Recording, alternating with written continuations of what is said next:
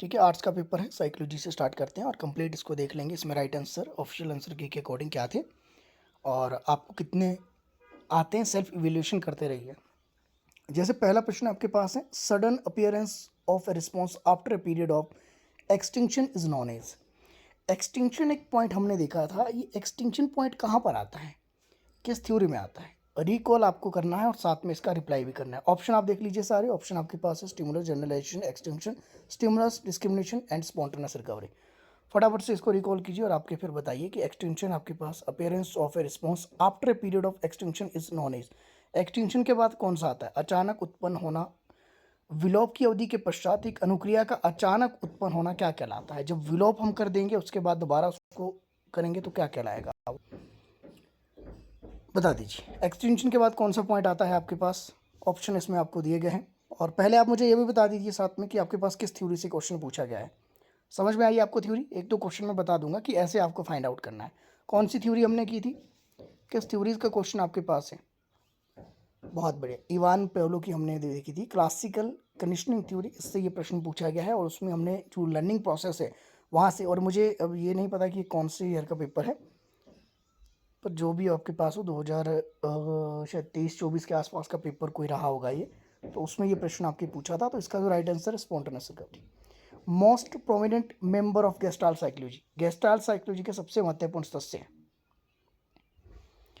Most prominent member of Gestalt, गेस्टाल्टवादी विचारधारा मैंने आपको बताया था कौन सी है, कौन सी सूचनावादी है, कौन सी व्यवहारवादी थी, सारी चीज़ें हमने डिस्कस किया क्लास में।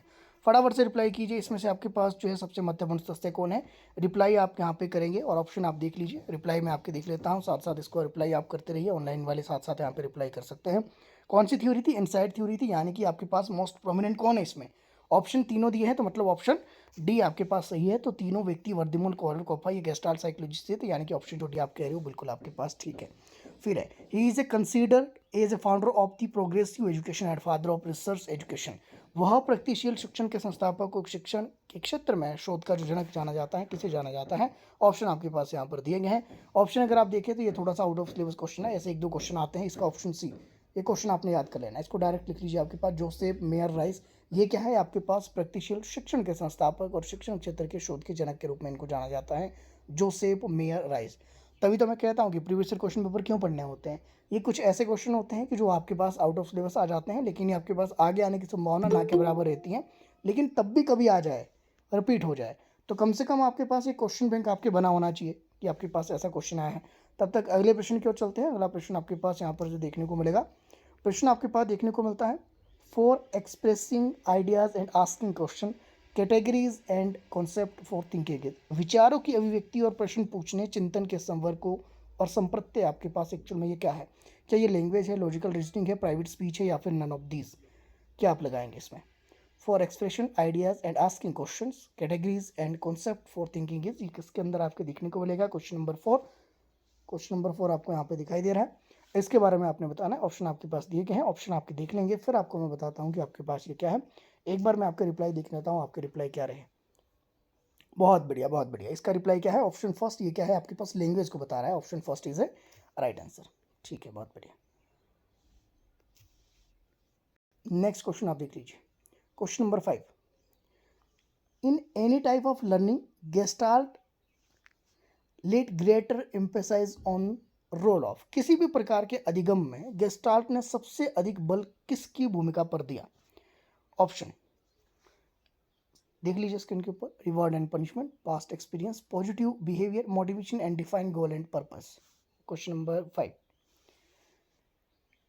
in any type of learning gestalt lead greater emphasis on role of reward and punishment, past experiences, positive behavior and motivation and definite goal and purpose। Gestalt की बात की जा रही है, जो चिंपांजी पर, जो सुल्तान नामक चिंपांजी था उसके ऊपर जो प्रयोग किया गया था, तो उससे प्रश्न पूछा गया है। ऑप्शन देख लिए हैं, उम्मीद है आपने रिप्लाई भी कर दिया है। देख लेता हूँ एक बार रिप्लाई आपके क्या है, बता दीजिए। क्वेश्चन नंबर आपके पास 5, किस पर इसने जोर दिया था। ये पुराने वाला तो हो गया है, अब नए पर आ जाइए।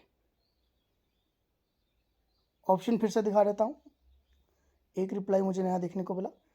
तो गेस्टाल्ट जो हमारी साइकोलॉजी थी, हमने देखा था गेस्टाल्ट साइकोलॉजी जितने भी थे, क्या उन्होंने पनिशमेंट एंड रिवार्ड पर आपके काम किया है? नहीं किया है। इस पर किसने काम किया था? B.F. स्किनर ने किया था। पास्ट एक्सपीरियंसेस पर किया है? नहीं किया है। इसके अलावा पॉजिटिव बिहेवियर पर किया है? नहीं किया है। तो उन्होंने तो काम किया था मोटिवेशन और गोल से रिलेटेड, कि जब तक आपको आइडियाज़ तब तक आते रहेंगे। Open idea as a wall पर काम किया है, संपूर्ण पर उन्होंने ध्यान दिया था कि जब तक आप लक्ष्य की प्राप्ति ना कर पाएंगे आपके माइंड में प्रोसेस चला रहेगा। तो अभिप्रेरणा और निश्चित लक्ष्य और उद्देश्य से संबंधित आपको ये देखने को मिलता है। ऑप्शन इसका डी था।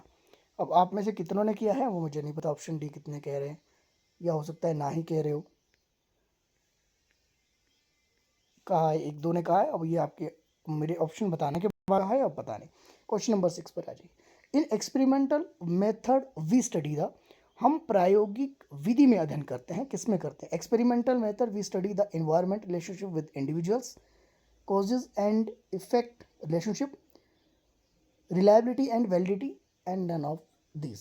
आपने बताना है। प्रायोगिक विधि में अध्ययन करते हैं पर्यावरण का व्यक्तियों के साथ संबंध, कार्य और कारण संबंध, वैधता, विश्वसनीयता, और उपरोक्त में से कोई नहीं। ऑप्शन आपके दिए गए हैं। क्वेश्चन नंबर 6 ध्यान से देखें। क्वेश्चन नंबर 6 में क्या है? इन एक्सपेरिमेंटल मेथड, हम प्रायोगिक विधि में अध्ययन करेंगे। जब प्रयोग कर रहे हैं तो प्रयोग में हम क्या देखेंगे?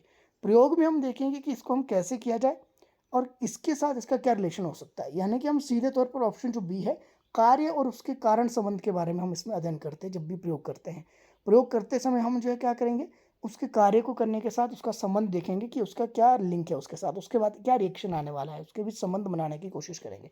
फिर है रिइंफोर्समेंट इज, रिइंफोर्समेंट प्रबलन एक प्रकार का है। क्या है प्रबलन? जो रिइंफोर्समेंट हम देखते हैं B.F. स्किनर की थ्योरी के अंदर क्या है आपके पास ये, तो यहाँ पर देखिए, एन इवेंट डेथ स्ट्रेंथ और increase responses, something that individual finds pleasant, anything that decrease responses. प्रबलन एक प्रकार का क्या है? एक घटना जो एक अनुक्रिया को मजबूत बनाती है और उसकी दर बढ़ाती है। कुछ ऐसा जिसे एक व्यक्ति सुखद पाता है, कुछ ऐसा जो अनुक्रिया को कम करती है। अब रिइंफोर्समेंट से जो प्रतिक्रिया आएगी वो कैसी आएगी, वो एक्चुअल में पूछा गया है। आराम से देख लीजिए क्वेश्चन नंबर 7, समझ लीजिए। पर एक चीज़ याद रखना कि आपके पास जो है ज़्यादा समय नहीं होगा, 1 मिनट से कम कम समय आपको देना है हर क्वेश्चन के लिए। तो आप देखिए, तो यहाँ पर क्वेश्चन नंबर 7 का आपके पास क्या रिप्लाई हो सकता है, क्या इसमें राइट आंसर हो सकता है? तो प्रबलन से हमें क्या देखने को मिलता है? ये एक तरह का आपके पास क्या है, आपका पहले रिप्लाई देख लेता हूँ कि जरा कितने स्टूडेंट इसको आपके पास समझ पाए हैं। इसमें राइट आंसर क्या होगा बता दीजिए। इसका राइट आंसर क्या होगा? ऑप्शन क्वेश्चन नंबर 7 के हम देखते हैं, तो मुझे जहाँ तक लिख रहा सारे डी कह रहे हैं, जबकि आपके पास ऐसा नहीं है। ये प्रलोभन नहीं है। प्रलोभन आपके पास, रिइंफोर्समेंट आपके पास एक प्रलोभन हो सकता है, लेकिन इसका वास्तविक उद्देश्य सिर्फ लालच देना नहीं होता है। लालच आप करेंगे अचीवमेंट के लिए। तो अचीवमेंट का आपके पास क्या है कि प्रबलन जो है, जब भी आप रिइंफोर्समेंट किसी को देंगे, चाहे पॉजिटिव दोगे नेगेटिव दोगे, उससे एक अनुक्रिया बनेगी, कुछ रिस्पॉन्स जनरेट होगा, और उस रिस्पॉन्स जनरेट होने से उसकी दर आपकी बढ़ जाएगी। जैसे अगर हम करें पॉजिटिव रिइंफोर्समेंट, अगर रिवॉर्ड आप देंगे तो रिवॉर्ड देने के बाद अगर कोई आपके फर्स्ट आता है तो दोबारा उसको फर्स्ट आने के लिए उसको प्रतिबद्ध हो रहेगा और दोबारा से उसको मेहनत करेगा। अगर इसको नेगेटिव रिइंफोर्समेंट देते हैं तो नेगेटिव रिइंफोर्समेंट क्यों दी है, उस नेगेटिव रिइंफोर्समेंट में देने से क्या है, उसकी हैबिट फॉर्मेशन, जो मान लीजिए गाली क्लोज वगैरह कोई करता है उसके लिए नेगेटिव आपने कही है, तो नेगेटिव रिइंफोर्समेंट क्या करेगी, उसकी जो गलतियां सुधारने में बढ़ावा देगी, तो उसकी दर बढ़ती चली जाएगी, उसकी जो है हैबिट्स आपके पास जो है वो सुधरती चली जाएगी, उसमें पॉजिटिव आपके पास चेंजेस आते चले जाएगा। ध्यान से देखना, जल्दबाजी मत करना। ये प्रलोभन है, लेकिन उससे अनुक्रिया आएगी। लेकिन प्रलोभन कैसा, पॉजिटिव या नेगेटिव, सिर्फ प्रलोभन कहने से या इंसेंटिव से आपके पास बात नहीं बनेगी, तो समझना है। पियाजे called children self directed talkies. आपको मैंने बताया था, जब हम नैतिकता की बात करते हैं, मोरल डेवलपमेंट की हम बात करते हैं, जब हम बात करते हैं थॉट एंड लैंग्वेज की प्रोसेस के बारे में कि आपके पियाजे ने थॉट एंड लैंग्वेज के बारे में क्या कहा है, तो ये प्रश्न हमने कवर किया है क्लासेस के अंदर।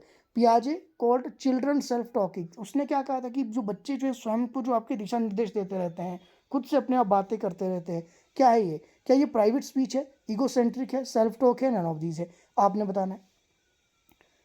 जो सेल्फ डायरेक्टेड टॉक है, जो खुद से बच्चे बातें कर रहे हैं, तो पियाजे ने उसको क्या कहा था, फटाफट से बता दीजिए। क्वेश्चन नंबर 8 देख लिया आपने, आ जाइए रिप्लाई कीजिए।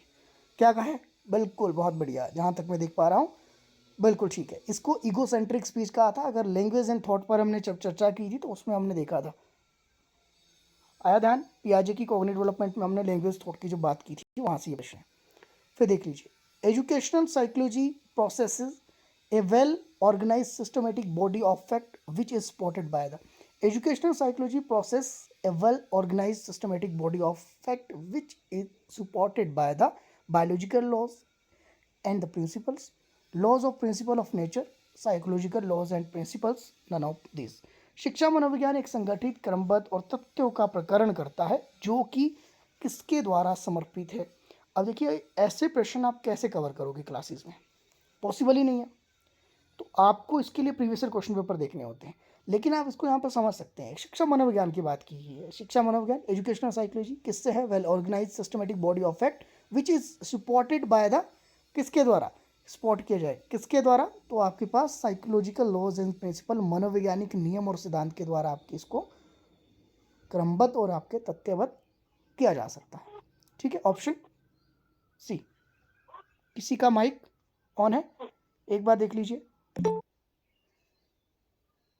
ठीक है, कंटिन्यू करते हैं। क्वेश्चन नंबर आपको समझ में आया? ओके, ठीक है, कंटिन्यू करते हैं। तो हमने देखा कि आपके पास क्या है, एजुकेशनल साइकोलॉजी के आपके पास ये साइकोलॉजिकल लॉज और प्रिंसिपल के द्वारा आपके पास ये क्या करेगी, ऑर्गेनाइज सिस्टमेटिक आपके रहेगी, सपोर्टेड बाय द, इसके द्वारा psychological laws and principle. Question number 10, according to Vygotsky cognitive development depends on, Vygotsky के अनुसार संज्ञानात्मक विकास किस पर निर्भर करता है? ऑप्शन आपके पास यहाँ पर दिए गए, environmental process, mental maturity, social interaction and genetics. Question number 10, question number 10 क्या कहता है? According to Vygotsky cognitive development depends on, किसके ऊपर? वाइगोत्स्की के अनुसार संज्ञानात्मक। हमने जब कॉग्निटिव डेवलपमेंट की बात की थी क्लासेस के अंदर, तो आपने देखा होगा, चाहे बैच 1 बैच 2 दोनों, ध्यान दीजिए, आपने देखा होगा कि हमने कॉग्निटिव डेवलपमेंट में हमने पियाजे की एक की है, फिर हमने ब्रूनर की सेकंड की है, और थर्ड हमने वाइगोत्स्की की है। अब ये वाइगोत्स्की का कॉग्निटिव डेवलपमेंट से आपके प्रश्न पूछा जाए तो यहाँ पर किस पर डिपेंड करेगा? इन्वायरमेंट पे करेगा, मेंटल मेच्योरिटी पे करेगा, सोशल इंटरेक्शन एंड जेनेटिक्स पे। क्वेश्चन नंबर 10 गलत नहीं होना चाहिए, बिल्कुल भी नहीं। ऑप्शन आपके पास दिए गए हैं, चलिए बता दीजिए फटाफट से, आपके मैं रिप्लाई देख लेता हूँ क्या होगा। ठीक है, सभी के रिप्लाई ठीक है? ठीक है, मैक्सिमम के सभी के ठीक है, okay. Option is right answer. ये आपके पास टोटल आपके किस पे रहेगा? Social interaction. इसमें आपके पास 3 एस्पेक्ट हमने देखे थे, सोशल, कल्चर, लैंग्वेज। अगला क्वेश्चन, साइकोलॉजी में best described is a scientific study of filling the blanks and, फिर से फिलिंग द ब्लैंक्स, यानी कि आपके पास मनोविज्ञान की सर्वोत्तम व्याख्या और फिलिंग द ब्लैंक्स है, और डेश के वैज्ञानिक अध्ययन की जा सकती हैं, किससे संबंधित है? तो इसमें आपके फिलिंग द ब्लैंक्स आपके करना है, इसमें शब्दों को आपके जो है इसमें फिल करना है। तो साइकोलॉजी में भी describe as the science study of, किसके रूप में? बिहेवियर के रूप में, स्टडी ऑफ बिहेवियर, क्योंकि व्यवहार का अध्ययन करेगी। तो व्यवहार यानी कि सर्वोत्तम व्याख्या व्यवहार और मानसिक क्रियाओं के वैज्ञानिक अध्ययन की है, और यहाँ पर study of behaviour and mental process. देखते हैं ऑप्शन सी किस किसने ठीक कहा था, एक बार नजर डाल देते हैं किस किसने आपके ठीक कहा। ये पहले की रिप्लाई है, पहले की रिप्लाई लग रही है मुझे, नहीं मैं तो किसने रिप्लाई नहीं किया। तो हमने क्या देखा कि क्वेश्चन नंबर जो आपके पास 11 हमने साइकोलॉजी में भी best describe is the science of study of, सभी को पता है कि आपके पास साइकोलॉजी के द्वारा हम क्या करते हैं? व्यवहार का अध्ययन करते हैं, साथ में क्या करेंगे? जो मानसिक क्रिया है उससे संबंधित हम बात करेंगे। अब यहाँ पर देखिए तो आपको ऑप्शन के साथ ही आपको वैसे ही पता लग जाएगा कि ऑप्शन ए क्यों नहीं होगा। मानसिक स्थिति के बारे में नहीं देखते, मेंटल स्टेट के बारे में नहीं देखते, वो आपकी एक अलग टर्म्स है। उसमें हम देखते हैं कि आपके पास जो मेंटली जो आपके अनस्टेबल लोग हैं उनके लिए अलग आपके पास रहता है। उसमें हम साइकोलॉजी के द्वारा हम क्या कर सकते हैं? सिर्फ उनके व्यवहार का अध्ययन कर सकते हैं, व्यवहार का अध्ययन करेंगे। दूसरा, थॉट्स और विचार के बारे में भी नहीं जान सकते, मानसिक स्वास्थ्य और मानसिक विचार के बारे में हम नहीं जान सकते। तो आपके पास क्या है? एक व्यवहार, बॉडी लैंग्वेज को हम पढ़ने का प्रयास करते हैं, और साथ में जो है क्या क्या प्रोसेस आपके मेंटल प्रोसेस जो रहते हैं, मेंटल प्रोसेस हम क्या देखते हैं इसमें? इसमें हम देखते हैं व्यवहार के द्वारा, जो एक व्यक्ति का व्यवहार है वो बता देगा कि ये किस तरह की मेंटलिटी इसके अंदर है, अभी इसके अंदर बचपना है या फिर नहीं है, इस तरह की चीज़ें जो हम स्कूल में आपके पास बच्चों की देखते हैं। नेक्स्ट क्वेश्चन देखते हैं। क्वेश्चन आपके पास क्या है? This lobe is hearing is a occipital lobe is to vision. पाली श्रवण के लिए जिस प्रकार अनुकपाल पाली दृष्टि के लिए होते हैं। ये एक्चुअल में कैसा क्वेश्चन है? जैसे साइंस वालों के लिए क्वेश्चन आते हैं इस तरह के, ये ऐसे ऐसे आउट ऑफ सिलेबस रहेंगे 2-3, इसका कुछ नहीं कर सकते। इसका सीधा है कपाल, कपाल अस्थि, तो ऑप्शन सी इसका राइट होगा। नेक्स्ट है आपके पास, reflexes are usually controlled by, जो रिफ्लेक्सेस आपके पास कंट्रोल आपके होते हैं वो किसके द्वारा आपके पास होते हैं? प्रतिवर्त अधिकतर डेस्टेज के द्वारा नियंत्रित होते हैं। तो रिफ्लेक्सी जो आपके पास हमने देखा था, ये किसके द्वारा कंट्रोल होते हैं? ये आपके स्पाइनल जो मेरुरज्जा आपके पास होते हैं उसके द्वारा आपके कंट्रोल होते हैं।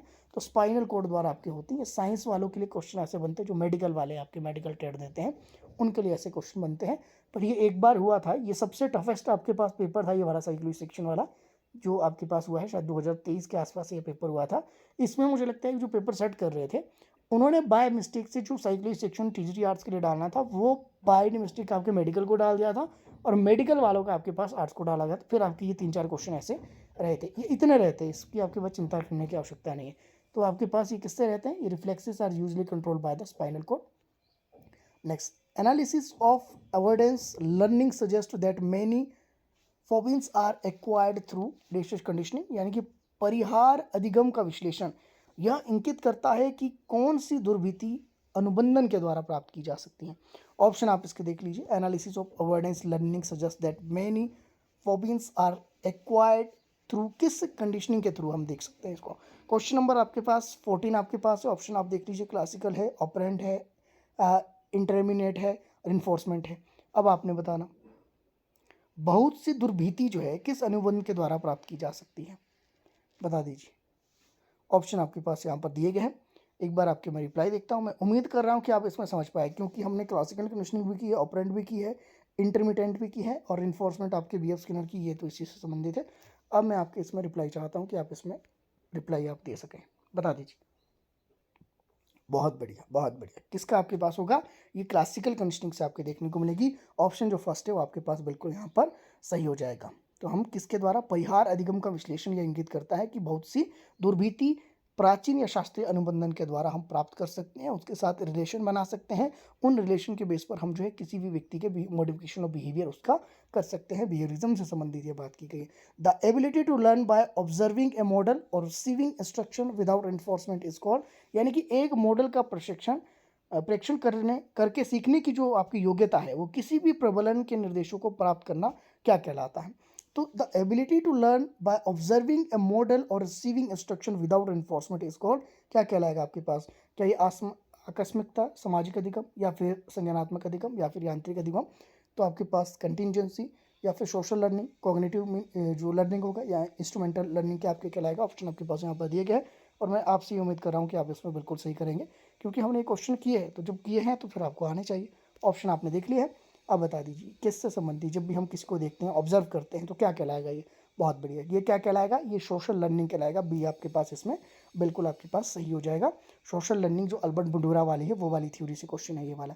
आगे आप देख लीजिए, condition response may be eliminated by the withdrawing reinforcement, this is known as, यानी कि आपके पास अनुबंधन अनुक्रिया प्रबलन हटा लेने के पश्चात समाप्त हो जाती है प्रक्रिया, आपके पास क्या कहलाएगी? ये कंडीशन जो रिस्पॉन्स है, हमने देखा था कि रिस्पॉन्स हमने कहाँ पर देखे थे? हमने क्लासिकल कंडीशनिंग से देखा था। क्लासिकल कंडीशनिंग से ये प्रश्न है, क्योंकि अब डायरेक्ट क्वेश्चन नहीं पूछे जाते, इनडायरेक्ट, तभी तो मैंने आपको इसमें समझाने पर ज़्यादा जोर दिया, बजाय कि आपको रट्टा लगवाने की कि किसने दी है क्या है। उसकी बजाय इसको समझिए, अनुबंधन अनुक्रिया प्रबल हटा लेने के पश्चात समाप्त हो जाती है, यह प्रक्रिया क्या है? Condition response may be eliminated by the withdrawing reinforcement, this is known as. तो क्या कहलाएगा आपके पास? ये क्या ये एक्सटेंशन कहलाएगा? क्या ये आपके पास डिस्क्रिमिनेशन कहलाएगा? क्या स्पॉन्टेनियस रिकवरी कहलाएगा? या स्टिमुलस जनरलाइजेशन? जब अनुबंधित अनुक्रिया प्रबलन हटा दिया जाता है, इसका मतलब क्या हुआ? कंडीशनल जो स्टिमुलस है जब वो हटा दिया जाएगा, तो फिर आपके पास क्या होगा? फिर आपके पास सिचुएशन कैसी आ जाएगी? सिचुएशन जो आ जाएगी, ये प्रक्रिया जो क्या कहलाएगी, इसके अकॉर्डिंग बताना है, ऑप्शन के अकॉर्डिंग। अब मैं ये उम्मीद कर रहा हूँ कि आप इसमें सभी के रिप्लाई आप करने में सक्षम होंगे, सभी स्टूडेंट इसका रिप्लाई करने में। इस क्वेश्चन का बहुत आसान प्रश्न है। बहुत बढ़िया, बहुत बढ़िया, सभी के आपके ठीक है, सभी के ठीक है। जितने भी ए आपके स्टूडेंट कह रहे हैं वो बिल्कुल आपके ठीक है। ये क्या कहलाएगा? एक्सटेंशन। जब हमने इसकी सिचुएशन देखी थी, लर्निंग प्रोसेस जब हमने देखा था, तो इस ऑप्शन के अकॉर्डिंग हम देख पा रहे हैं कि कंडीशनल रिस्पॉन्स में इलिमिनेट किया गया था, उसको सब कुछ भूलने के लिए आपके मजबूर किया गया था, विड्रॉ करने के लिए, विड्रॉइंग रिस्पॉन्स रीइंफोर्समेंट, जो रीइंफोर्समेंट उसको दिया जा रहा था। रीइंफोर्समेंट के रूप में हम क्या देखते हैं कि उसको बेल के बाद खाना दिया जा रहा था, तो इसको बिल्कुल आपके पास रिमूव करना है। तो जब खाना दिया जाएगा बेल नहीं बजेगी, जब बेल बजेगी तो खाना नहीं दिया जाएगा, तो इसको हम क्या कहेंगे? इसको हम कहेंगे एक्सटेंशन। उसको भूलने के लिए मजबूर हमने किया, तो ऑप्शन जो फर्स्ट था बिल्कुल आपके इसका राइट हो जाएगा। ऐसे प्रश्न आते हैं। अच्छा, मुझे ये भूल गया, आपने मुझे कहा था कि आपके जो SST सेक्शन आपने करना है, SST सेक्शन देखना है आपने, या फिर उसको कंटिन्यू कीजिए? अगर एसएसटी सेक्शन देखना है तो हम एसएसटी देख सकते हैं। साइकोलॉजी के हमने देख लिए हैं जितने क्वेश्चन आपके पास, मतलब 14-15 क्वेश्चन, थोड़ा सा आइडिया आपको लग गया है कि सबसे टफ अगर आएगा तो ऐसे आएगा, और आप, मुझे लगता है कि आप आराम से इसके रिप्लाई सभी की कर पा रहे हो, तो आप इसको कर लोगे ये वाला पेपर। एसएसटी देखना है, एसएसटी पर देख लेते हैं एक बार। एक थोड़ा सा, जैसे कि आपके पास हमने इसमें लगभग 15 क्वेश्चन हमने कर लिए है ना, 16 क्वेश्चन हमने कर लिए, तो 30 क्वेश्चन का रहता है सेक्शन, तो 30 में से हमने 16 कर लिए हैं, और ऑलमोस्ट आपको सभी के आते हैं, एक दो को छोड़कर आपके रिप्लाई मैंने सभी के देखे, लगभग आपने सभी ने सक्षम थे। अब इसके बाद हम एक सेक्शन हम एसएसटी देख लेते हैं। एसएसटी के बाद फिर जीके का थोड़ा सा देख लेंगे, क्योंकि एसएसटी सेक्शन 60 मार्क्स का आपके देखने को मिलता है, और जेबीटी वालों के लिए 30 मार्क्स का रहता है, नॉन मेडिकल मेडिकल के लिए 30 का रहता है, तो ये वाला इंपॉर्टेंट है। इसमें आपके देख लेते हैं आपके पास क्या है, प्रश्न देख लीजिए। प्रश्न सबसे पहले, भाभा ऑटोमिक रिसर्च सेंटर कहाँ पर है? ये भाभा ऑटोमिक रिसर्च सेंटर कहाँ पर है? ऐसे वाले क्वेश्चन जिनके रिसर्च सेंटर आपके पूछे जाते हैं, भारत में जो है सभी के रिसर्च सेंटर आपके पूछे जाने की संभावना रहती है। तो यहाँ पर ये कहाँ पर है? ये ट्राम्बे में है। ये क्वेश्चन आपके पास कवर नहीं कर सकते ऐसे वाले, ये जीके वाले सेक्शन के अंदर आपके आते थे ये वाले, ये एसएसटी में लिया गया है। तो भाभा ऑटोमिक रिसर्च सेंटर एक दो क्वेश्चन रहेगा, इसमें आपको चिंता की आवश्यकता नहीं है, यहाँ पर ऐसे क्वेश्चन आएंगे। अगला क्वेश्चन अगर आप देखें तो फिर पॉलिटी के अंदर से क्वेश्चन है, ये पॉलिटी का है, क्योंकि एसएसटी सेक्शन है, तो भाभा ऑटोमिक सेंटर आपके पॉलिटी में कहाँ से आ गया, लेकिन तब भी एग्जामिनर ने डाल दिया, तो कुछ नहीं कह सकते। जीके के अंदर आना चाहिए था ये, अगर हम वैसे कहें तो सही बात तो ये है कि जीके में इसको इंप्लीमेंट करते तो फिर तो हम देखते, क्योंकि जीके मिसलेनियस रहता है। अब एसएसटी सेक्शन हम देख रहे हैं, तो एसएसटी में तो पॉलिटी, हिस्ट्री, जियोग्राफी, इस तरह के क्वेश्चन आने चाहिए। तो यहाँ पर अगर सेकंड क्वेश्चन देख लीजिए, संविधान के अनुसार भारत है एक क्या है? India has been described by the constitution as क्या है आपके पास? क्या फेडरेशन है, क्या यूनियन है, यूनियन ऑफ स्टेट है, क्या आपके पास यहाँ पर जो है बाकी के ऑप्शन क्या हो गए? आप देख लीजिए क्या है, फटाफट से इसके रिप्लाई कीजिए, मैं आपका सीधा रिप्लाई देखने आ रहा हूँ। बहुत बढ़िया, सभी को पता है क्या है, भारत एक राज्यों का संघ है। तो ऑप्शन हमें जो बी देखने को मिला, राज्यों के संघ के रूप में, किसी का माइक ऑन है? चेक कीजिए अपना क्लास में, ऑनलाइन क्लासेस वाले स्टूडेंट, आप में से किसी का माइक ऑन है? एक बार चेक कीजिए। ये हमें क्या देखने को मिलता है आपके पास? यूनियन ऑफ स्टेट के रूप में हमें देखने को मिलता है। भारत संविधान जो है, भारत क्या है, संविधान के अनुसार भारत एक राज्यों के संघ के रूप में आपकी व्याख्या हमने देखी थी। अगला प्रश्न, संविधान में संशोधन का प्रावधान मिलता है कहाँ पर देखने को मिलता है? आर्टिकल देख लीजिए, 368, 370, 352, 378। कितने आसान प्रश्न आए हैं आपके पास, ऐसे ही प्रश्न और आएंगे। बस मुद्दा ये है कि आपने एक बार इसको पढ़ा हो। अब जब हमने कवर किए हैं तो मैंने आपको दो बार, आपके बैच 1 को तो दो बार आपके रिवीजन हो गया है, तो अब ये रिवीजन आप कब तक का कंटिन्यू करेंगे ये आपके ऊपर डिपेंड करेगा। और मैं उम्मीद कर रहा हूँ कि सभी ने रिप्लाई भी कर दिया है। क्वेश्चन नंबर 63 क्या है आपके पास? 368, बहुत बढ़िया। अब आप मुझे ये भी बता दीजिए कि जो 368 है, हाँ ऑप्शन ए राइट है 368। तो अब मुझे ये भी बता दीजिए किस भारतीय संविधान के किस भाग में है? अगर भाग पूछ लिया जाता, मान लीजिए आर्टिकल अनुच्छेद ना पूछा जाता आपसे, पार्ट पूछ लिया जाता, भाग पूछ लिया जाता, क्या कहते हैं आप? फटाफट से, बहुत बड़ा है क्वेश्चन पेपर। बहुत बढ़िया, किस भाग में है? भारतीय संविधान के भाग 20 में चर्चा की गई है। तभी तो आपको इसी हिसाब से आपके समझाया था कि ये आपको लगेगा कि आपके बार बार रिवीजन क्यों हो रहा है, बार बार वही बातें हैं। वेदों की ओर लौटो, ऐसे क्वेश्चन कर सकते हो आप इसको, वेदों की ओर लौटो। फटाफट से हमने कवर किया है क्लास के अंदर। क्वेश्चन नंबर 64, वेदों की ओर लौटो, ये नारा किसने दिया था? जब हमने देखा था, जब हम इसमें स्टेटमेंट की हम बात कर रहे थे, स्टेटमेंट में हमने इसकी चर्चा की थी कि ये स्टेटमेंट इसकी है, ये इस व्यक्ति की है। तो वेदों की ओर लौटो, तो यहाँ पर तो समस्या नहीं है, समस्या दो व्यक्तियों के साथ होती है। एक ऑप्शन अगर मान लीजिए यहाँ दयानंद सरस्वती होता, तो फिर आपकी दयानंद सरस्वती, एक तो चलो दयानंद सरस्वती तो मेरी गलती से निकल गया, इसका राइट आंसर तो चलो दयानंद सरस्वती है। एक और ऑप्शन यहाँ पर विवेकानंद अगर होता तो फिर समस्या हो सकती थी। विवेकानंद और दयानंद में आपकी समस्या होती है, दो व्यक्तियों में, क्योंकि इनको लगता है कि ये दोनों एक ही बात कर सकते हैं। अब यहाँ पर है नहीं आपके विवेकानंद जी, तो समस्या ही नहीं है, तो सीधा आपके पास राइट आंसर सी। इसका तो मैं रिप्लाई नहीं देखूंगा क्योंकि कर दिया होगा आपने सभी ने। अगला प्रश्न है, साम्राज्यवाद का अर्थ क्या है? साम्राज्यवाद का अर्थ बता दीजिए। साम्राज्यवाद का अर्थ विस्तारण, शोषण, उपनिवेशवाद या ये सभी?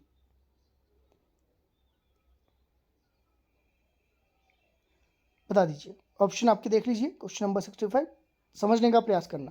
साम्राज्यवाद में क्या आएगा? एक्सपेंशन आएगा, एक्सप्लोजेशन आएगा, कॉलोनिज्म आएगा, ये सभी आएंगे। एक चीज याद रखना, जब आपको लगे कि आपको ये क्वेश्चन समझ नहीं आ रहा है, लेकिन उसमें एक आपके पास एक्सेप्शन ये रहे कि उसमें ऑप्शन दिया होगा ऑल ऑफ दीज, अगर तो आपको आता है वो तो अलग बात है, लेकिन अधिकतर ये आपकी एक ट्रिक है, अधिकतर जब भी ऑप्शन डी होता है ये सभी या ऑल ऑफ दीज, तो वही राइट होता है।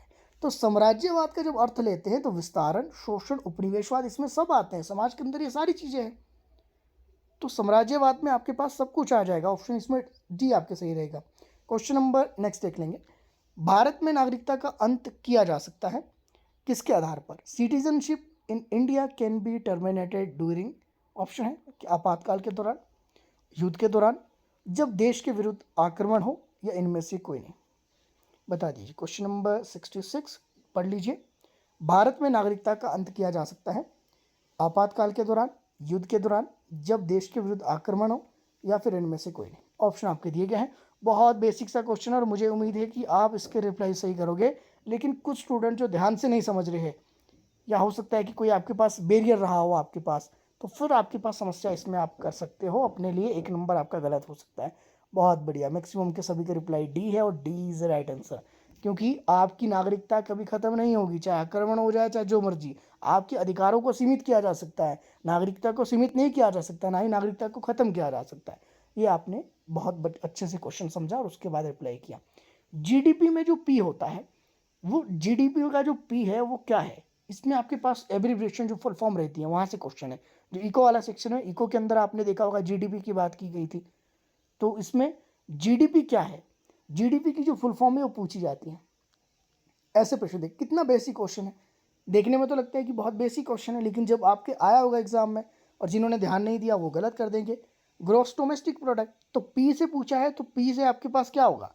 क्वेश्चन नंबर 67 में ऑप्शन आप देखें तो क्या है? प्रोडक्ट, पी, ऑप्शन ए जो आपके पास यहाँ पर राइट होगा। अब मैं देखता हूँ कि क्वेश्चन नंबर इसका किसने किसने पी सही, प्रोडक्ट किसने कहा है? बिल्कुल ठीक है, ग्रॉस डोमेस्टिक प्रोडक्ट आपके पास is a right answer. Next देख लीजिए।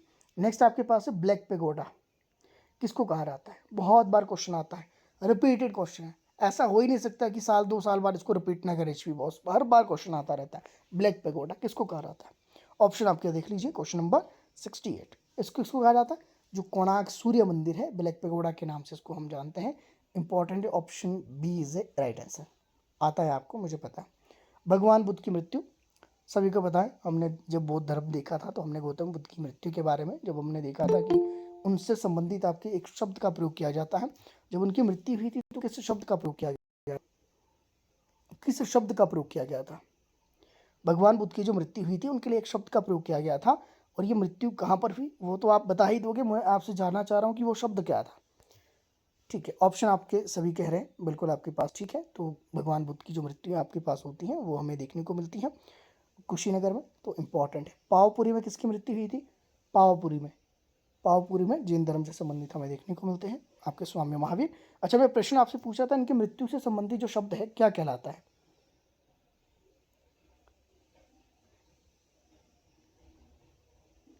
बिल्कुल, महापरिनिर्वाण इसको कहा गया है। ठीक है, ये आपने ध्यान में रखना है। फिर आपके पास आगे चलते हैं। आगे आपके पास question number 70, first king to issue gold coin in India. मैंने आपको बताया भारत में स्वर्ण सिक्के जारी करने वाला प्रथम राजा किससे संबंधित है? प्रथम राजा स्वर्ण सिक्के जो जारी किए थे, एक तो यवन थे, यवन ने किए हैं।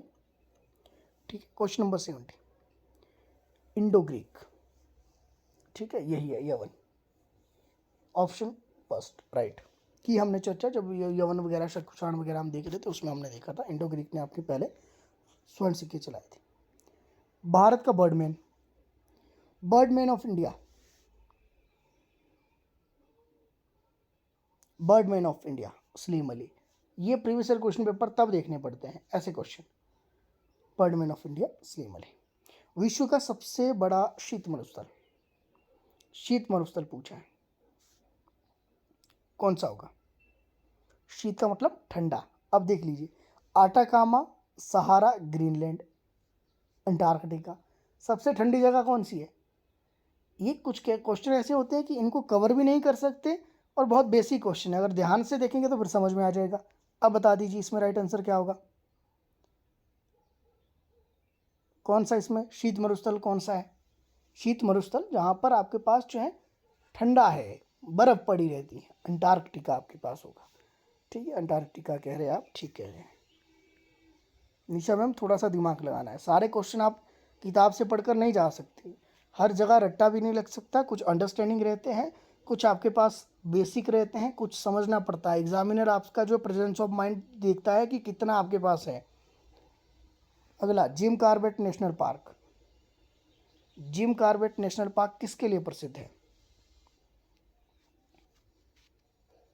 एक तो आपको ये भी पता लग गया प्रीवियस ईयर क्वेश्चन पेपर से क्या, कि इसका आरंभ 1973 में हुआ। तो जिम कॉर्बेट नेशनल पार्क जो हमें देखने को मिलता है, ये कहाँ पर है? पहला प्रश्न। दूसरा, किससे संबंधित है? ऑप्शन, टाइगर, बर्ड, एलिफेंट या फिर काव। अब मैं इसका रिप्लाई देखता हूँ आपका क्या क्या है यहाँ। बहुत बढ़िया, उत्तराखंड में आपके देखने को मिलता है और स्पेशली ये टाइगर के लिए जाना जाता है, तो टाइगर से रिलेटेड है। ठीक है, जिसके रिप्लाई आपने कर दी है ऑप्शन ए टाइगर। ठीक है, ठीक है सभी का ठीक है। नेक्स्ट, झीलों का शहर किसे कहा जाता है? The city of lake. जो नोट्स प्रोवाइड किए हैं उसको खोलकर देखना, उसमें ये वाले क्वेश्चन ऐसे वाले, जो जीके वाला सेक्शन है उसके अंदर ये वाले कवर है, जो जीके वाली पीडीएफ है उसमें है ये वाले। झीलों का शहर, the city of lake, Shimla, Udaipur, Kochi और Surat. Udaipur is right answer. चलिए, उस प्रथम व्यक्ति का नाम बताइए जिसने दूरबीन का उपयोग आकाशीय पिंडों का अध्ययन करने के लिए किया। सीधे तौर पर क्वेश्चन साइंस वाले सेक्शन से। इसका मतलब क्या हुआ कि टेलीस्कोप जो स्टडी की थी, किसने आपके first use the telescope to study object in the sky? Question number 75, Galileo. Option B, आपने पढ़ा होगा है साइंस में। तभी मैं कहता हूँ ये वाला जो पेपर है ये मेडिकल वालों का पेपर था एक्चुअल में, जहाँ तक मुझे लगता है। लेकिन ये मेडिकल वालों के जो जीके सेक्शन था, वो जीके सेक्शन बनाया था मेडिकल वालों के लिए, लेकिन उनका जो जीके सेक्शन है, ये सोशल स्टडी में 30 क्वेश्चन जीके वाले यहाँ से आए। ये अगर आप स्टडी करेंगे और इस ईयर का आपके पास अगर मेडिकल वालों का पेपर देखेंगे तो वो आर्ट्स वालों के हिसाब से जीके सेक्शन उनका है। तो ये कुछ क्वेश्चन ऐसे हो जाते हैं कई बार, बनाना एग्जामिनर कुछ और चाह रहा था लेकिन बन गया कुछ और। तारीख हिंद पुस्तक के लेकर, तभी तो आपने देखना कि बाकी के जो क्वेश्चन है बहुत ईजी रहेंगे इसमें। वो इतने ईजी क्वेश्चन है, संविधान के बारे में पूछेगी तो कितने ईजी क्वेश्चन आपके पास थे। तारीख हिंद पुस्तक के लेखक, बुक्स आपकी पूछी जाती हैं। तारीख हिंद ऐसे ही पता है आपको, अलबरूनी की है। ठीक है, अब मैं फटाफट से बता देता हूँ, आप खुद सेल्फ इवेल्युएट करना कि कितनी चीज़ें आपको आती हैं। तारीख हिंद पुस्तक के लेखक अलबरूनी है। कविता पृथ्वीराज रासो, कितनी बार आपने सुनी होगी ये? पृथ्वीराज रासो किसकी रचना है? ये प्रश्न आपके पास बहुत बार एग्जाम में आता रहता है। तो पृथ्वीराज रासो की अगर हम बात करें तो ये किसकी है? ये चंद्रवरदाई की है। ठीक है, यहाँ पर थोड़ा सा अलग सा दिखाई दे रहा है, इंग्लिश में देखना इसको, चंद्रवरदाई। ये पृथ्वीराज रासो किसकी रचना? चंद्रवरदाई की देखने को मिलती है। सूरदास ने किस भाषा में कृष्ण की जो प्रशंसा में कविताएं लिखी हैं? किस भाषा में सूरदास ने आपके पास भगवान श्री कृष्ण की प्रशंसा में कविताएं लिखी हैं? क्वेश्चन नंबर 78, ये ब्रज भाषा में। ये भी आपको पता होगा, ब्रज भाषा आपके पास, ब्रजवासी कहलाते हैं तो ब्रज भाषा का प्रयोग किया था इनकी कविताओं को लिखने के लिए। नर्मदा नदी का उद्गम बताने की क्या आवश्यकता है? नहीं है आवश्यकता, सभी को पता है, Amarkantak. Option C is the right answer. निम्न में से किस राज्य में सिमलीपाल बायो रिजर्व? ये सिमलीपाल बायो रिजर्व कहाँ पर देखने को मिलता है? ओडिशा में। Option C is the right answer. फिर आता है, भारत में मानसून की शुरुआत कब होती है? बताने की आवश्यकता है क्या? कितने इजी क्वेश्चन है। जून के शुरुआत में, तो जून के शुरू में तो आपके पास ऑप्शन बी। निम्न में से कौन सा एक सिंथेटिक रेशा है? कृत्रिम रेशा, सिंथेटिक रेशा, कृत्रिम रेशा। सिंथेटिक फाइबर की बात की गई है, तो फाइबर अगर आप देखिए तो 82 में हम देखते हैं कि नाइलॉन आपके पास ये सिंथेटिक है, नाइलॉन। माइक्रोवेव में प्रयोग होने वाले कंटेनर किस प्लास्टिक के बने होते हैं? बहुत बेसिक क्वेश्चन है, दैनिक जीवन में आपके उपयोग में आती है ये वाली चीज़ें। माइक्रोवेव में प्रयोग होने वाले कंटेनर किस प्लास्टिक के बने होते हैं? तो किस प्लास्टिक के ये बने होंगे? पीईटी। बैरोमीटर द्वारा क्या मापा जाता है? बैरोमीटर द्वारा क्या मापा जाता है? 8-10 क्वेश्चन कई बार आते हैं साइंस के, रह जाता है थोड़ा लंबा सेक्शन, तो साइंस को आपने देख लेना। साइंस ये वाले क्वेश्चन हमने, जो आपको मैंने पीडीएफ प्रोवाइड की थी जब हमने क्लास में देखा था, उसमें हमने ये वाले कवर किए थे कि बैरोमीटर से क्या मापते हैं हम। तो क्वेश्चन नंबर 84 की अगर हम बात करें तो इनमें से तो फिलहाल आपके कुछ भी नहीं, क्योंकि बैरोमीटर से हम क्या मापते हैं कि आपके जो एक ग्राफ बनता है तो उससे हमें मौसम संबंधी आपकी जानकारी जो देखने को मिलती है, उस ग्राफ से हमें पता लगता है कि आंधी आने वाली है, तूफान आने वाला है, ये ग्राफ बनता है। तो ऐसा आवश्यक नहीं है कि हर बार आपके कुछ ना कुछ लगा ही देना। तो जब आपको पता है कि बैरोमीटर आपके क्या मापेगा, तो जब ऑप्शन आपके इनमें से कोई नहीं दिया है तो एक बार इस पर भी विचार कर लेना कि इनमें से कोई नहीं है, तो फिर आपके दिमाग में रिकॉल हो जाएगा कि अच्छा हमने ये पढ़ा था। ध्वनि तरंगों का संचरण कहाँ पर होता है?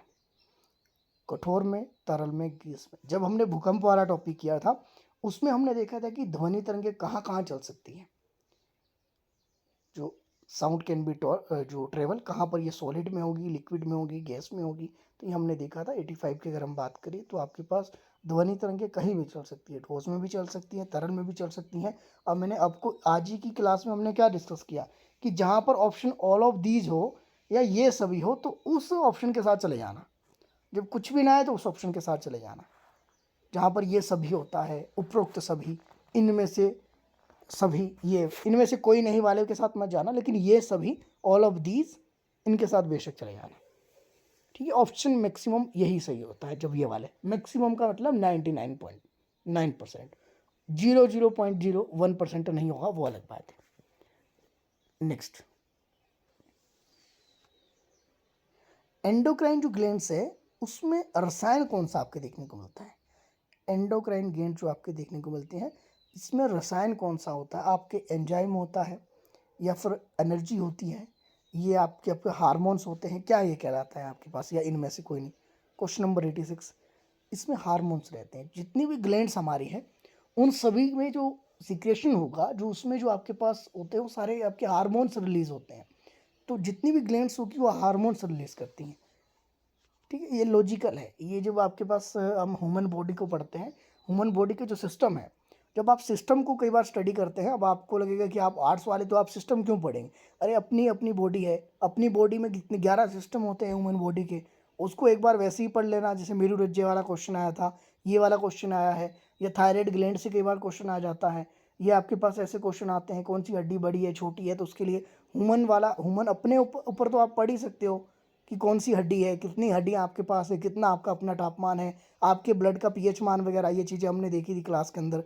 तो आपको ये चीज़ें तो थोड़ी सी खुद भी देखनी पड़ेगी, कई बार आ जाते हैं यहाँ से। बेसिक क्वेश्चन है, बहुत बेसिक क्वेश्चन है ये। फिर आप देख लीजिए, आपके पास क्वेश्चन नंबर अगला है, शिमला ग्रीष्मकालीन राजधानी लॉरेंस के समय में हमें देखने को मिलती है। जब हमने लॉरेंस की बात की थी तो उसमें हमने देखा था, हालांकि घोषणा किसके समय हुई थी? डलहौजी के समय हुई थी। तो दो आपके पास यहाँ पर डेट्स आपको कंफ्यूज कर सकती हैं।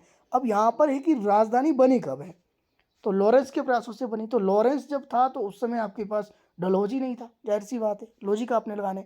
जब आप लॉजिक लगाएंगे तो हमने देखा था कि लॉरेंस के प्रयासों से 1864 में आपकी राजधानी बनी। हालांकि 1854 में डलहौजी ने इसकी घोषणा की थी, वो अलग बात है। इन दोनों के बारे में हमने चर्चा की है। 1988 में ओलंपिक में विजेता भारतीय हॉकी टीम का कैप्टन कौन था? तो 1984 की जब 1948 की जब बात की गई है तो यहाँ पर हमें जो आपके किशन लाल जी हॉकी के कैप्टन देखने को मिलते हैं। ये स्पोर्ट्स से क्वेश्चन है, स्पोर्ट्स की हिस्ट्री से। यहाँ से ऐसा आवश्यक नहीं है कि हर बार क्वेश्चन आए, लेकिन जितने भी ओलंपिक्स मैच रहे हैं, जितने भी आपके क्रिकेट के वर्ल्ड कप वगैरह रहे हैं, तो उनके एक बार कप्तान कप्तान आपने देख लेना। ठीक है, ये प्रश्न कई बार आते हैं। मेजर ध्यानचंद का भी बड़ा नाम इंपॉर्टेंट है, हॉकी के जादूगर ध्यानचंद से भी क्वेश्चन आते रहते हैं। फिर आपके पास जो फ्लाइंग सिख जिनको कहा जाता है, भाग मिल्खा भाग, यानी कि आपके पास जो है क्या नाम है, मिल्खा सिंह, जो आपके पास देखने को मिलते हैं, एथलीट है। फिर एक जीव मिल्खा का नाम आता है। तो इनसे भी प्रश्न कई बार गोल्फ से संबंधित उनका संबंध है, गोल्फ खेल से उनका संबंध है, तो किस व्यक्ति का किस खेल से संबंध है, ऐसे प्रश्न संभावना रह जाती है एक दो क्वेश्चन आने की। राजधानी से प्रश्न, अब उस समय आंध्र प्रदेश की जो नई राजधानी आपकी बनी थी उससे प्रश्न था, तो अमरावती आपको पता ही होगा, न्यूज़ में चला रहता है। 45वां जो शिखर सम्मेलन आपके देखने को मिलता है, G7 सम्मेलन 2019 किस देश में आयोजित किया गया था? ये 45, 46 इस तरह से जितने भी नियर बाय रहे हैं। अब करंट को अगर आपने कवर करना है तो आज 2025 के हिसाब से आप देख लीजिए, क्या G7 की कोई बैठक हुई है, क्या G20 की कोई बैठक हुई है? न्यूज़ में आपके चला रहता है। आपने देखा कि आपके पास भारत ने अभी अध्यक्षता की थी, किसकी की थी? ऐसे प्रश्न। सार्क की आपके पास मीटिंग हुई है क्या कोई? इस तरह के प्रश्न जो वर्तमान में रहे हो, जो प्रेजेंट में रहे हो लास्ट 1-2 मंथ के अंदर, करंट वाले ऐसे क्वेश्चन पर एक बार गो थ्रू करना। कोई भी मैगजीन आपने देखना, 6 ईयर जो मासिक आपके रहती हैं, 6 महीने की रहती हैं जो, उसको आपने देख लेना, उसमें ऐसे वाले क्वेश्चन आपके कवर हो जाएंगे। बाकी बहुत ज़्यादा जाने की आवश्यकता नहीं है कहीं भी। 45वां G7 सम्मेलन 2019 का आयोजन अगर हम देखें तो इसका राइट आंसर आपके क्या है, फ्रांस है। ऑप्शन ए राइट है। एक स्थलीय भाग जो 3 ओर से समुद्र से घिरा है। आपको मैंने बताया था जब हमने क्लास देखी थी, तो हमने जब भारत की बात की थी, तो भारत में हमने देखा था कि एक भारत की जो स्थिति है, 3 तरह से भारत की स्थिति पानी से घिरी हुई है। अब तीनों तरह, एक साइड को अरब सागर है, दूसरी साइड को बंगाल की खाड़ी, एक साइड को आपकी श्रीलंका है। तो हमने देखा था कि जो 3 साइड से भारत है उसको प्रायद्वीपीय भारत हम कहते हैं। तो 3 साइड से ये घिरा है, ये चर्चा हमने की थी। तो प्रायद्वीप भारत या प्रायद्वीप इसको कहा जाएगा, क्योंकि भारत ना कहकर हम भारत तो मैंने एग्जाम्पल के लिए कहा था। शुद्ध ग्रह किन कक्षाओं के बीच में है? हमने क्लास में देखा था कि ग्रहों की स्थिति, उन ग्रहों में हमने देखा था कौन से आपके टेरेस्ट्रियल है, कौन से जोवियन है, यानी कि कौन से आंतरिक ग्रह हैं, कौन से बाहरी है। उनमें हमने ये देखा था कि 2 ग्रह हैं, 2 ग्रह आपके पास है। उन 2 ग्रहों के बीच में शुद्र पट्टिका, एस्ट्रॉयड जो आपके पास है, इसका मैं आपका रिप्लाई देख लेता हूँ। इसका रिप्लाई आपको आना चाहिए, गलत करोगे तो फिर आप देख लीजिए। अब इसमें ऑप्शन आप देख लीजिए, option A, option B, option C और डी। क्वेश्चन नंबर 92 इसका रिप्लाई कीजिए। क्वेश्चन नंबर 92 का रिप्लाई कीजिए। ये प्रीवियस क्वेश्चन पेपर में देखिए ऐसे क्वेश्चन बने हैं, वो सारे टॉपिक है लगभग जो हमने पढ़े हैं। बता दीजिए।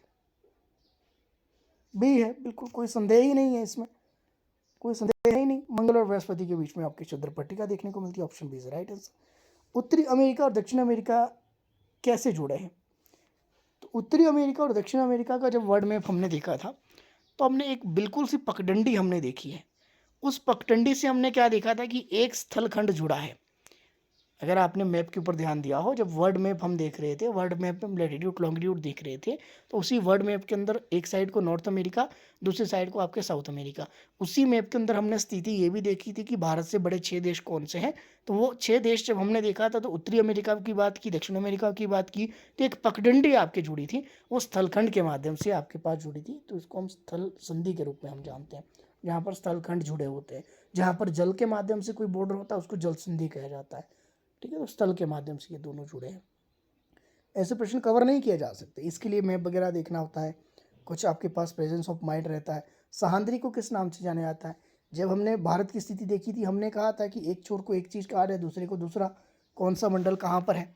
एक को आपके पास क्या कहेगा, दूसरे को क्या कहा जाएगा, पूर्वी भाग को क्या कहते हैं, पश्चिमी भाग को क्या कहते हैं, यानी कि पूर्वी घाट और पश्चिमी घाट से प्रश्न आते हैं। तो क्वेश्चन नंबर 94 की अगर हम देखें, तो ये आपके पास सहांद्री को किस अन्य नाम से हम जानते हैं? तो सहांद्री इसके हिसाब से हमने देखना है। क्या इसको अरावली कहा जाता है? क्या इसको पश्चिमी घाट कहा जाता है? क्या इसको हिमाद्री कहा जाता है? क्या इसको पूर्वी घाट कहा जाता है? तो हमें पता है कि सहांद्री आता है पश्चिमी घाट में। आपको याद होगा सहांद्री और कोंकण दोनों पश्चिमी घाट के अंदर आते हैं। भारत का जो पश्चिम है, पूर्वी घाट के अगर हम चले जाए तो कोरोमंडल तट हमें देखने को मिलता है, अगर याद आ गया हो आपको। तो इस हिसाब से ऑप्शन जो भी होगा बिल्कुल सही होगा। निम्न में से किस उद्योग में बॉक्साइट कच्चे माल के रूप में उपयोग होता है? तो बॉक्साइट की अगर हम बात करते हैं, तो बॉक्साइट जो आपके पाया जाता है, ये किस में पाया जाता है? एल्यूमिनियम के अंदर बॉक्साइट आपके पाया जाता है। ऑप्शन जो फर्स्ट है ये वाला। निम्न में से कौन सा राजा वीणा बजाता था? अब जब हिस्ट्री हमने देखे तो वीणा बजाते हुए एक राजा की आपके पास प्रतिमा दिखाई देती है। वीणा से आपके पास काफ़ी उसको लगाव था। The king who played the veena, ये 96 का क्वेश्चन नंबर अगर देखें, तो समुद्रगुप्त को हमने वीणा वादक के रूप में भी हम जानते हैं, क्योंकि वीणा बजाते हुए उसको देखा गया है। ऑप्शन जो फर्स्ट था बिल्कुल भारत का नेपोलियन। मसूलीपट्टनम का किला किसने बनवाया था? ऐसे क्वेश्चन 97 ये नहीं हो सकते कवर, ये डचों द्वारा बनाया गया था। इसके लिए प्रीवियस क्वेश्चन पेपर, तभी मैं कह रहा हूँ बार बार देख लीजिए। किसने अटलांटिक पार के पश्चिम की तरफ से भारत तक पहुँचने का प्रयास किया था? इसमें ये सोचकर मत देखना कि जैसे कि बहुत आपने देखा कि अटलांटिक, अब अटलांटिक के बारे में तो हमने पढ़ा ही नहीं है। सीधा ये देख लीजिए कि भारत पहुंचने का रास्ता चुनने वाला व्यक्ति इनमें से कौन था, किसने प्रयास किया था? कोलंबस है। तो अगर सीधा आपको ये पूछा जाता है कि भारत की खोज किसने की, तब आप कहेंगे कोलंबस। जैसे ही आपने देखा अटलांटिक पार कर पश्चिम की तरफ से, पश्चिम का मतलब तो पश्चिम ही है, पश्चिमी देश तो आते हैं सारे के सारे, आएगा कोलंबस कहाँ से? पश्चिम से ही आएगा। तो अटलांटिक जो शब्द इसमें लगाया गया है, वो एग्जामिनर क्या चाह रहा है? एग्जामिनर चाह रहा है कि प्रेशराइज कैसे किया जाए आपको, प्रेशराइज करने के लिए। और आपके पास प्रेशर में अगर आ गए तो आप गलत कर दोगे, फिर बहुत ज़्यादा सोचने लग जाओगे, जबकि आपको वैसे ही पता है कि भारत की खोज किसने की थी? कोलंबस ने की थी। क्षेत्रफल के आधार पर भारत का जो है विश्व में कौन सा स्थान है? हमने किया है क्वेश्चन, कैसे गलत करोगे? हमने भारत से बड़े 6 देश देखे हैं, तो 7th नंबर पर भारत आएगा। 8 नंबर पर आपके अर्जेंटीना आ जाता है। तो भारत के जो क्षेत्रफल के हिसाब से हम देखें तो 7 नंबर पर है। इवन हमने तो ये भी देखा है कि कितना परसेंट एरिया है, परसेंटेज में 2.4% है। ये चीज़ें हमने देखी है, तो कोई समस्या ही नहीं है। अस्पृश्यता इनमें से किसके अंतर्गत आपराधिक प्रथा है? क्वेश्चन नंबर 100 किसके अंतर्गत? इसका मतलब क्या है कि जब हमने आर्टिकल देखे थे फंडामेंटल राइट्स में, जब हम पार्ट 3 हम देख रहे थे, तो हमने ये देखा था कि जो आर्टिकल 14 क्या है, 15 क्या है, 16 क्या है, 17, 18, तभी तो मैंने कहा था कि ये आर्टिकल तो रटने पड़ेंगे आपको यहाँ से कम आप जो है आर्टिकल जो है 32 तक तो रट लीजिए। 31 को सस्पेंड करने के बाद 32 तक इसको ऐसे रट लेना कि हर आर्टिकल का पता हो, तभी मैंने आपको आर्टिकल सारे डिटेल में करवाए थे। तो अस्पृश्यता की बात हम कहाँ, अनटचेबिलिटी की कहाँ बात करते हैं? हम आर्टिकल 17 में करते हैं। बताने की आवश्यकता ही नहीं है, बहुत आसान से प्रश्न है। प्रथम लोकसभा के अध्यक्ष कौन थे? बहुत आसान प्रश्न आपके पास, इतने आसान प्रश्न आपके देखने को मिलते हैं। प्रथम लोकसभा के अध्यक्ष कौन थे? बता दीजिए सर। ये थोड़ा सा ट्रिकी क्वेश्चन है, हमने इसको कवर भी नहीं किया है। ऑप्शन आप देख लीजिए, A.M. अयंगर, G.V. मावलंकर, बलराम या फिर P.A. सिंगला। प्रथम लोकसभा के अध्यक्ष, इस पर समय ले लेते हैं, कोई बात नहीं, बता दीजिए आप। प्रश्न आपके वही है, बता दीजिए। प्रश्न आपसे पूछा जा रहा है, रिप्लाई कीजिए फटाफट से। प्रथम लोकसभा के अध्यक्ष कौन थे? प्रथम लोकसभा कब बैठी होगी? जब आम चुनाव हुए होंगे। आम चुनाव कब हुए थे? 1951, 52। अब इसमें लोकसभा के प्रथम अध्यक्ष कौन थे, ये प्रश्न आपके पूछा गया है। नहीं पता? नहीं पता, किसी को नहीं पता? यस और नो, यस और नो। कुछ चीज़ें ऐसी होती हैं कि कई बार वो माइंड से स्किप हो जाती हैं। आपको तो पता है, रिप्लाई तो आप कर रहे हो, बहुत बढ़िया बहुत बढ़िया, रिप्लाई आपके आ रहे हैं। मुझे लगा कि आपको पता नहीं है। G.V. मावलंकर इसमें प्रथम लोकसभा के अध्यक्ष रहे हैं। और G.V. मावलंकर को हमने देखा है कि जो संविधान की जब बैठक हो रही थी, जब कानून बनाने के लिए बैठक होती तो G.V. मावलंकर उसमें अध्यक्षता करते थे, और यही आपके लोकसभा के पहले अध्यक्ष भी रहे। बहुत बढ़िया। अगला प्रश्न, संवैधानिक उपचार का अधिकार किसके अंतर्गत आता है? क्या यह मूल अधिकार है, कानूनी अधिकार है, या फिर संवैधानिक है, या प्राकृतिक है? कितना आसान प्रश्न है, अब देख लीजिए आप, कितने आसान प्रश्न आपके आते हैं। आसान ये तब लग रहे हैं जब पढ़े हैं, अगर नहीं पढ़े होते तो फिर आसान नहीं लगते। संवैधानिक उपचार का अधिकार किसके अंतर्गत आता है? ऑप्शन बता दीजिए, दिए हैं आपको, कौन सा सही होगा? किरण राजपूत मैम, क्या बात कर रहे हो आप? सी कैसे हो सकता है इसका? कमाल करते हो आप भी। ए होगा इसका, क्योंकि आपके पास आर्टिकल 32 कहाँ तक आते हैं? आर्टिकल, हमने पार्ट की जब मैंने चर्चा की थी तो मैंने आपको यही तो समझाने का प्रयास किया था कि आर्टिकल भी पूछे जाते हैं। संवैधानिक उपचार, कॉन्स्टिट्यूशनल रेमेडीज कहाँ आती है? आर्टिकल 32 में। तो आर्टिकल 32 में आएगा तो 32 क्या है? आर्टिकल 12 से लेकर 35 तक ये क्या है? फंडामेंटल राइट्स है। फंडामेंटल राइट भारतीय संविधान के भाग 3 में आता है, हमने डिटेल में चर्चा की है। कैसे गलत बोल सकते हो आप? तो संवैधानिक उपचार का अधिकार ये फंडामेंटल राइट्स में आता है। भारत के सर्वोच्च न्यायालय की स्थापना कब की गई? सर्वोच्च न्यायालय की स्थापना कब की? ऑप्शन देख लीजिए, ऑप्शन फर्स्ट, सेकंड, थर्ड या फोर्थ, कौन सा होगा? When was the supreme court of India established? Option आपके दिए गए हैं, फटाफट से, अब तो बताने की आवश्यकता नहीं है। भारत में सर्वोच्च न्यायालय की स्थापना कब की गई? किसी का माइक ऑन हो गया, किसी का, देख लीजिए, बच्चे बोल रहे हैं बीच में। मैम किसी का माइक ऑन है? किस स्टूडेंट का माइक ऑन है? कैसे माइक ऑन हो जाता है? शायद बच्चे छेड़ते हैं आपका माइक, कोई बात नहीं। बहुत बढ़िया। कब आपके देखने को मिलता है? भारत का जो आपके पास सर्वोच्च न्यायालय है, ये हमें देखने को मिलता है जब भारत का संविधान आपके लागू होता है। और भारत का संविधान आपके लागू कब होता है? 26 जनवरी 1950। बहुत बढ़िया, ऑप्शन फर्स्ट इज राइट। सरकारी आयोग किससे संबंधित है? सरकारी आयोग, ऐसे क्वेश्चन थोड़े से ट्रिकी रहते हैं, जीके जो आपके इको वाला सेक्शन है उसमें रहते हैं। ये आपके पास केंद्र और राज्य के मध्य जो संबंध है, कर से संबंधित, उससे संबंधित ये सरकारी आयोग आया था, तो ऐसे क्वेश्चन आ जाते हैं कई बार। राज्यसभा का कार्यकाल बताने की आवश्यकता नहीं है। राज्यसभा का कार्यकाल आपके पास कैसे होता है? 2 वर्ष होता है, 6 ईयर होता है, 4 ईयर, या फिर आपके स्थायी रूप से। आप ध्यान से प्रश्न समझना, जल्दबाजी मत करना, जल्दबाजी में क्वेश्चन गलत कर दोगे। प्रत्येक 2 वर्ष बाद 1/3 मेंबर आपके रिटायर होते हैं। सदस्यों का कार्यकाल 6 ईयर का होता है। राज्यसभा का आपके पूछा गया है, तो आपके पास रिप्लाई यहाँ पे क्या होना चाहिए? मैंने बातों बातों में आपको क्लू दे दिया है, बता दीजिए। देख लीजिए, आपका सबका गलत है। सबका गलत है आपका। यही तो मैंने कहा कि प्रेजेंस ऑफ माइंड चाहता है एग्जामिनर आपसे। एग्जामिनर ये नहीं चाहता कि आपने कितना रट्टा मारा है, आपसे ये चाहता है कि आपके पास प्रश्न क्या पूछा गया है। राज्यसभा परमानेंट हाउस है, स्थायी सदन है। राज्यसभा का अपना कार्यकाल नहीं होता। अगर राज्यसभा के सदस्यों का कार्यकाल होता तब आप कहते हैं 6 ईयर, तो वैसे क्या होना था, ये परमानेंट है तो ऑप्शन डी स्थायी रूप से होता है, राज्यसभा भंग नहीं होती है। तभी तो मैंने कहा कि अगर प्रेजेंस ऑफ माइंड नहीं रहेगा एग्जाम में तो एक क्वेश्चन गलत करोगे, और एक क्वेश्चन से चूक जाओगे फिर आपके पास एग्जाम में। तो ध्यान से, जल्दबाजी नहीं करनी, कोई जल्दबाजी नहीं है। समझ में आई बात? क्यों है आपके पास ऑप्शन इसमें डी राइट? क्योंकि राज्यसभा का कार्यकाल नहीं होता है, राज्यसभा के सदस्यों का कार्यकाल होता है। तो शब्दों पर ध्यान देना, शब्दों की बड़ी अहमियत रहेगी। एग्जामिनर यही चाह रहा है कि आप रट्टा ना लगाए, आप समझे प्रश्न क्या है। अगला प्रश्न, दलाल स्ट्रीट अवस्थित है कहाँ पर है? दलाल स्ट्रीट अवस्थित है, ये कहाँ पर है? 106 ऑप्शन, ये डी मुंबई में है, बहुत फेमस है तो बताने की आवश्यकता रहेगी नहीं। पंचायती राज प्रणाली एक स्तरीय, द्विस्तरीय, त्रिस्तरीय या फिर 4 स्तरीय, क्या कितनी तरह की हो सकती है? 107। बातों बातों में हमने जो पंचायती राज पर चर्चा की थी तो फिर हमने बताया था कि पंचायती राज प्रणाली पहले स्वरूप क्या था और वर्तमान स्वरूप क्या है और कितने स्तरीय तक आपके रही। Option A B C D Panchayati Raj system, 1 tier, 2 tier, 3 tier और 4 टायर। बहुत बढ़िया, सी ऑप्शन राइट है, बिल्कुल आप ठीक कह रहे हो। ये त्रिस्तरीय प्रणाली आपके पास है। सभी को पता है पंचायतों के इलेक्शन आपके पास अभी 2025 के लास्ट में आपके पास होने हैं, ऐसी आपकी उम्मीद जताई जा रही है। वर्ष 1969 में कितने बैंक राष्ट्रीयकृत हुए थे? ये आपने कब देखा होगा, जब अब चर्चा की आपने पंचवर्षीय योजनाओं की, तो उस समय देखा होगा कि नेशनलाइज किए गए थे। ये इंदिरा गांधी की सरकार के समय की बात है, कांग्रेस की। तो कितने किए गए थे? 108।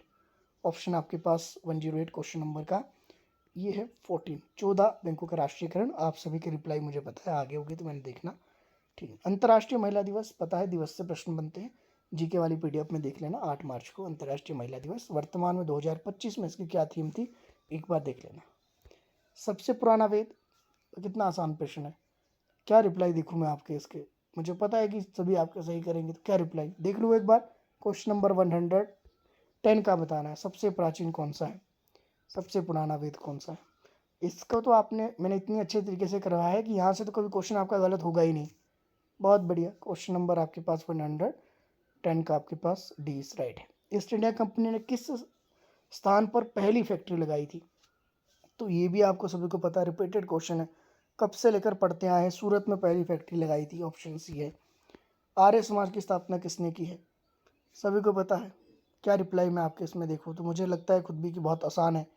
दयानंद सरस्वती, हमने देखा था किसने किसकी स्थापना की है। अमीर खुसरो किस वाद्य यंत्र के लिए जाने जाते हैं? अमीर खुसरो को किसके लिए जाना जाता था? तो अमीर खुसरो को सितार वादक के रूप में हम जानते हैं।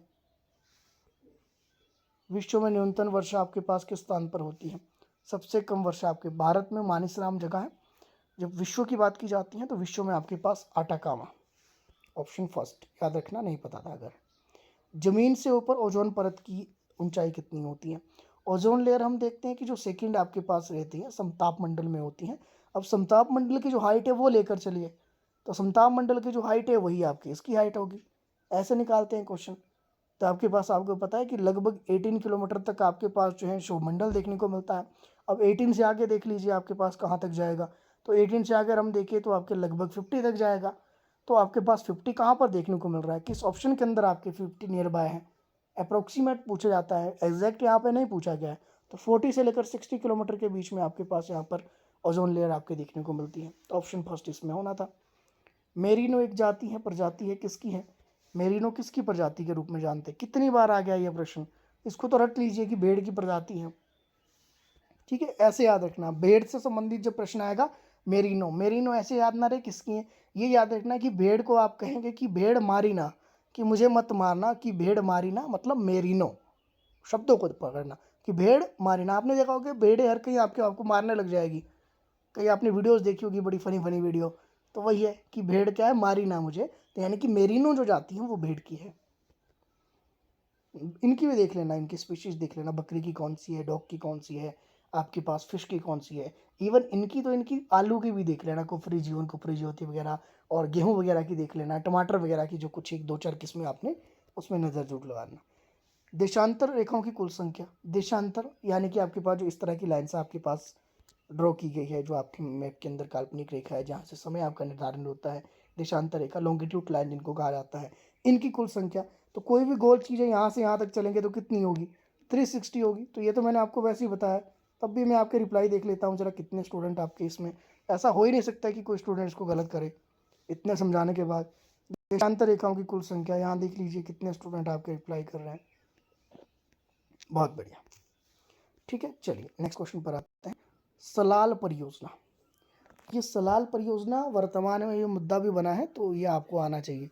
क्वेश्चन नंबर 18 कहाँ से है, चिनाव नदी पर बन रही है सलाल परियोजना।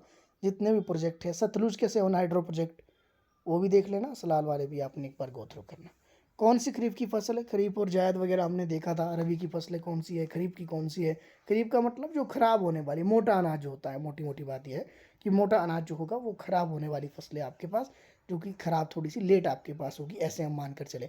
तो मोटा अनाज अगर देखें तो 119 की अगर हम बात करें तो इसमें मोटे अनाज के रूप में हमें क्या देखने को मिलता है, ज्वार मोटा अनाज है, मक्का मोटा अनाज है, मूंगफली मोटा अनाज है। तो इसमें कौन सा नहीं है, अगर प्रश्न देखिए तो खरीफ की फसल इसमें से कौन सी नहीं है।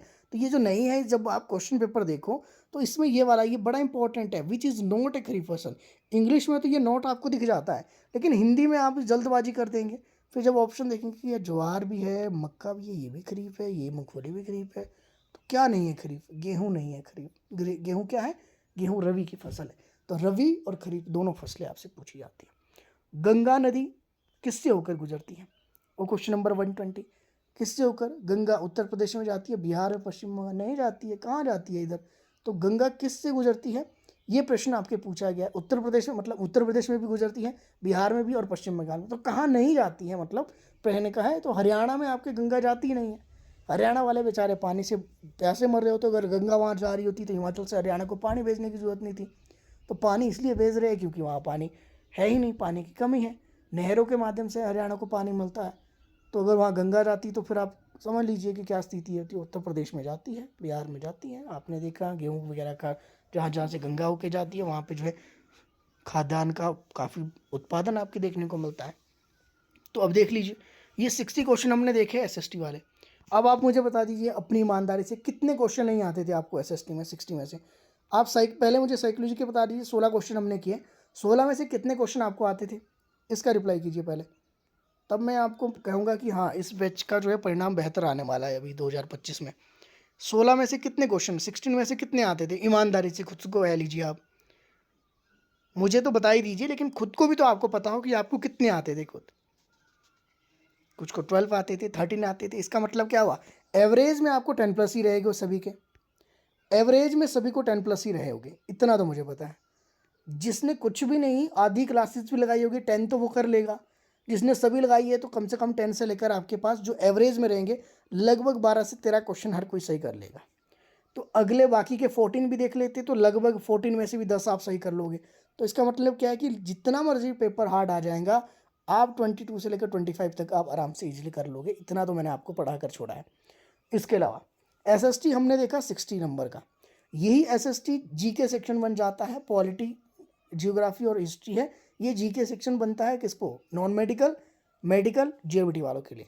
अब आप बता दीजिए कितना स्कोर रहा 60 आउट ऑफ 60, कितना आपको क्वेश्चन इसमें से नहीं आते थे। आइडिया सा तो आपको लग गया होगा कि आपको 4 क्वेश्चन नहीं आते थे, 5 नहीं आते थे, किसी को 8-10 नहीं आते थे।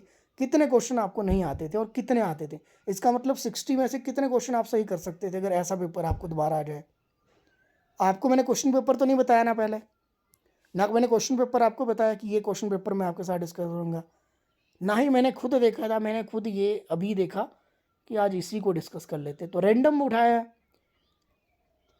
इसका मतलब है जितने भी प्रीवियस ईयर क्वेश्चन पेपर है उसको ध्यान में रखकर आपको पढ़ाया गया है। तो प्रश्न जैसे मर्जी आए, जहाँ मर्जी से आए, जो मर्जी टॉपिक आए, ये इतना ईजी नहीं था। लगभग ये मानकर चलिए कि सारे यहाँ पर 50 तक स्कोर कर लेंगे। है कोई स्टूडेंट जो जिसका 50 से कम स्कोर रहा होगा आज इसमें, है कोई?